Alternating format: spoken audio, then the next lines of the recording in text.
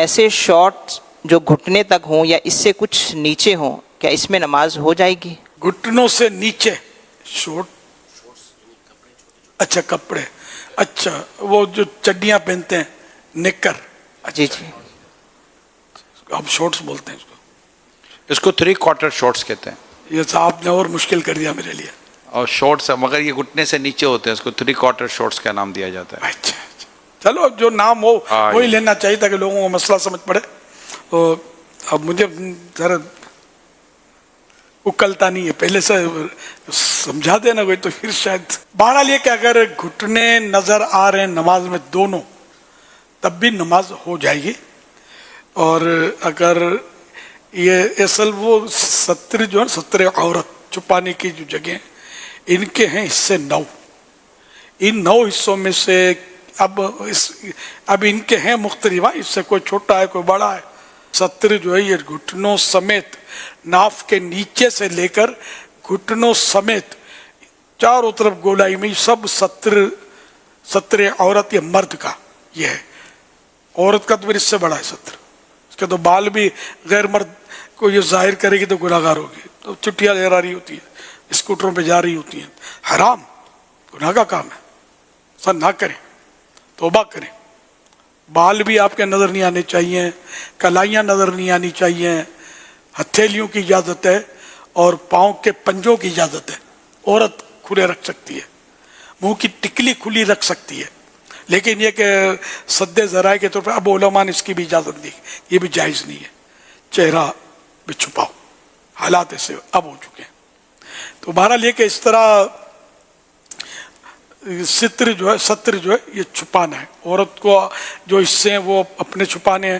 عورت کو خاص کر لباس میں تاکید ہے کہ وہ لباس ایسا نہ پہنے جس سے جن حصوں کو چھپائے، ان کا پورا ہی بدن سمجھو تقریباً چھپانے والا ہی ہے نا.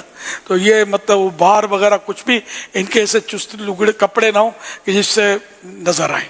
بالکل بہت احتیاط کرنی ہے. ڈھیلے کپڑے ان کے لیے ضروری ہیں، لیکن یہی زیادہ چست پہنتی ہیں. بدقسمتی سے عورتوں میں مردوں کے مقابلے میں 100 گنا فیشن زیادہ کہوں تو ہو سکتا ہے کہ چل جائے. اتنا فیشن ہے ان میں بیچاریوں میں. حالانکہ ان کو یہ عورت لفظی معنی عورت کے یہ عورت یعنی چھپانے کی چیز. یہ چھپانے کی چیز اب روڈوں پہ ہے، گلیوں بازاروں میں، شاپنگ مالز میں یہی نظر آئیں گی. مطلب اب تو کنڈکٹر بن رہی ہیں تو یہ ڈرائیونگ کر رہی ہیں، کاریں بھگا رہی ہیں، تو پتہ نہیں کیا کیا کر رہی ہیں.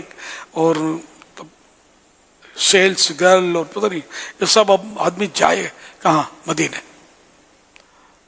ایئرپورٹ میں جاؤ تو سب یہ عورتوں کا عملہ بہت بڑھتا جا رہا ہے. پردے کا اصل مسئلہ یہ پردہ نہیں ہے.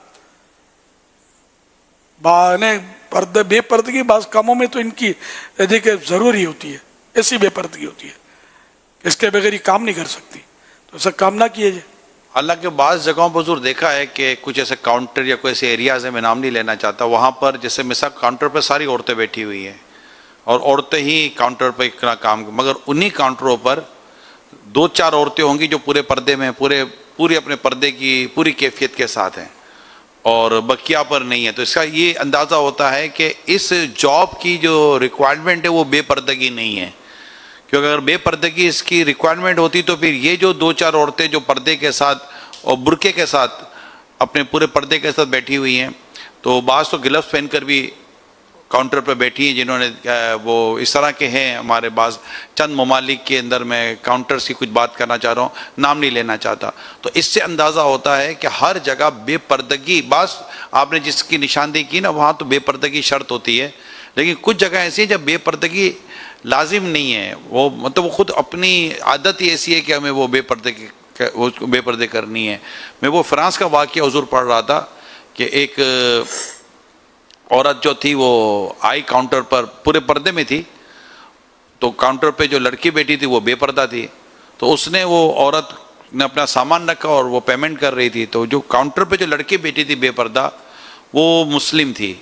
اس نے اس عورت جو پردے میں تھی اس کو دیکھ کر کہا کہ دیکھو تم یہ یورپ کنٹریز کے اندر ہو، تم یہ جو پردہ کر رہی ہو، اس طرح کی جو کیفیت بنا کر جو تمہاری وجہ سے ہم کو تکلیف ہوتی ہے، تم یہ اس طرح یہ کوئی نہیں کرو. وہ اس کو سمجھانے بیٹھ گئی اس کو. اب جیسے وہ سمجھانے بیٹھی نا تو تھوڑی دیر کے بعد اس جو با پردہ عورت تھی اس نے اپنا نقاب یا جو بھی تھا اٹھایا تو وہ فرانسیسی عورت تھی اور وہ کہہ رہی تھی کہ میں اس پردے کو پڑھ کر مسلمان ہوئی ہوں. اللہ اللہ. اور تم مطلب کہ تم مجھے سمجھا رہی ہو کہ اس پردے کے کیا فوائد ہیں اور کیا فوائد نہیں ہیں. تو یہ نا یہ اپنی اپنی ایسے چوائس پر. اب وہ فرانس کی تھی کسی بھی ملک کی تھی, البتہ یہ تھی, یہ واقعہ میں نے باقاعدہ پڑھا ہے.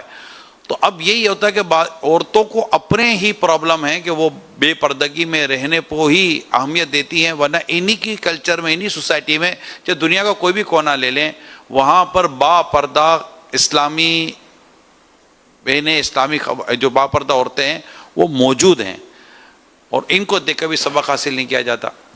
میں ایک بار بائی روڈ مدینہ شریف گیا تھا, تو وہاں ایک جگہ ہم حفوف گاؤں تھا یا کوئی شہر تھا. جی ایسا ہی ہے.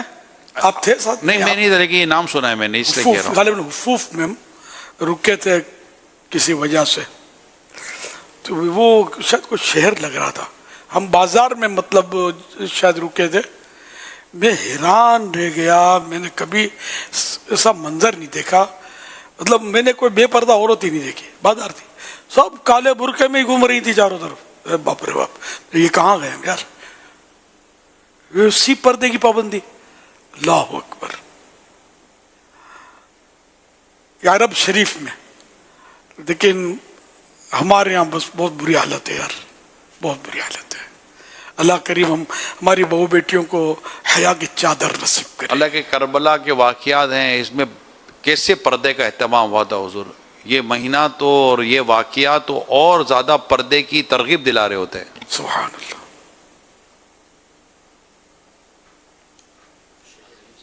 اب یہ کہ پھر گھوم پھر کے بولتے ہیں, آیتیں نکالو نا یار, گھوم پھر کے بولتے ہیں کہ دور بڑا نازک ہے, حالات ایسے ہیں, مجبوری ہے, اب نہیں ہو سکتا عمل. تو اب تمہارے لیے کوئی نیا قرآن نازل ہوگا یار, جس قرآن نے ہم کو مطلب آیتوں کے ذریعے درس دیا کہ اس میں پردہ کرنا, اور اب کوئی نئی وحی آئے گی کیا. بہرحال یہ کہ اسلام تو مکمل ہو چکا, اور اسلام ہی دین ہے. ان الدین الیوم اکملت لکم دینکم واتممت علیکم نعمتی. آج کے دن تمہارا دین مکمل ہوا, کمپلیٹ ہوا, اور اللہ نے اپنی نعمتیں پوری کی. وردیت اسلام وردیت باللہ وردیت لکم الاسلام دینا, کہ اور اللہ پاک نے تمہارے لیے اسلام, اللہ پاک نے تمہارے لیے بطور دین اسلام کو دین قرار دیا.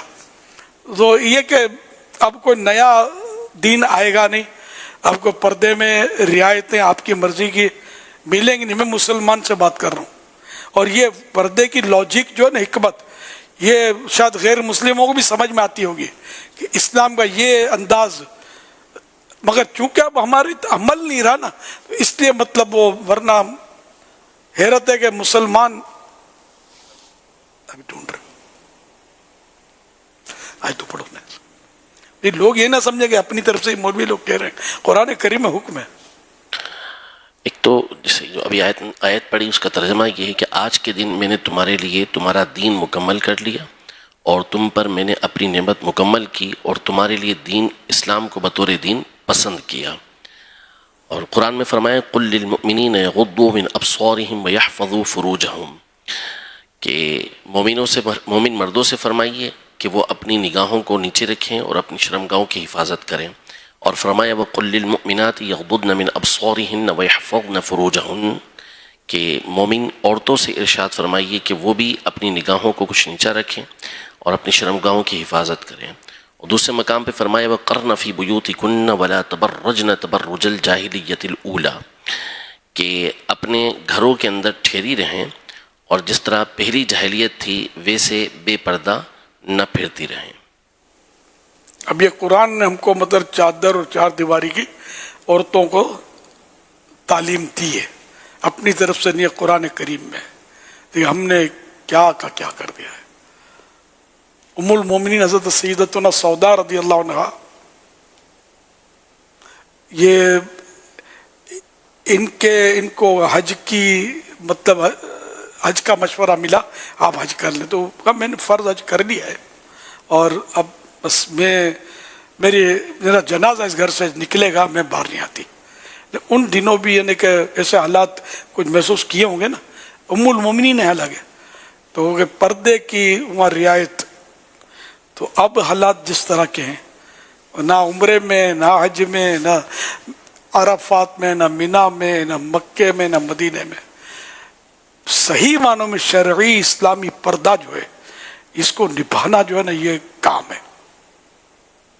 کرنے والیاں کرتی ہیں، لیکن یہ کام ہے، جس میں کوتاہیاں، غفلتیں پائی جاتی ہیں۔ طواف میں بھی غفلتیں ہوتی ہیں، کلائیاں کھلی ہوتی ہیں، حالانکہ تو فرض ہے ان کا تو ڈھکا رہنا، طواف میں بھی خاص کر، یہ پھر طواف کا فرض ہے، وہ کھلی ہوتی ہیں بعضوں کی، یا یوں کرتی ہیں، جب وہ استلام تو آتا نہیں ہے، یوں کرتی ہیں، تو پھر ان کی کلائیاں کھلی، بیچاریوں کی تو نہیں پتہ ہوتا، مطلب مسائل پتہ نہیں ہوتے ہے، مطلب بے پردگی بہت بڑھ گئی۔ اللہ پاک کرم فرمائے، مردوں کو بھی ہدایت دے کے عورتوں کو مجبور کر کے بے پردگی پر مجبور بھی کرتے ہیں۔ بعض عیسائی بہنیں ہوتی ہیں، وہ پردہ کرنا چاہتی ہیں تو یہ نہیں کرنے دیتے، مرد سسرال نہیں کرنے دیتا، ساس نہیں کرنے دیتی، سسر روکتی ہے، کاہے کو مطلب گناہ گار ہوتی ہیں۔ اللہ پاک کا ارشاد ہے، تعاونوا علی البر والتقوی ولا تعاونوا علی الاثم والعدوان، نیکی اور پرہیزگاری میں ایک دوسرے کی مدد کرو، نیکی اور پرہیزگاری کے کاموں میں ایک دوسرے کی مدد کرو، اور برائی اور گناہ کے کاموں میں ایک دوسرے کی مدد مت کرو۔ لیکن الٹا حساب ہے، گناہوں کے کاموں میں مدد ہو رہی ہے، بلکہ تاکید ہو رہی گناہ کرو، اور نیکی چھوڑو، نیکی مت کرو۔ الموت سارے مسئلے حل کر دے گی، کیا ہوگا اس میں، کیا جواب بن پڑے گا۔ تو اس لیے عورتوں کو پردہ کروائیں، جو کرتی ہے اس کی حوصلہ افزائی کریں، نہیں کرتی تو سمجھائیں، اور اس پر آمادہ کریں، پردہ سب پردہ کریں، نقشہ بدل جائے گا معاشرے کا انشاءاللہ۔ صلو علی الحبیب صلی اللہ علی محمد۔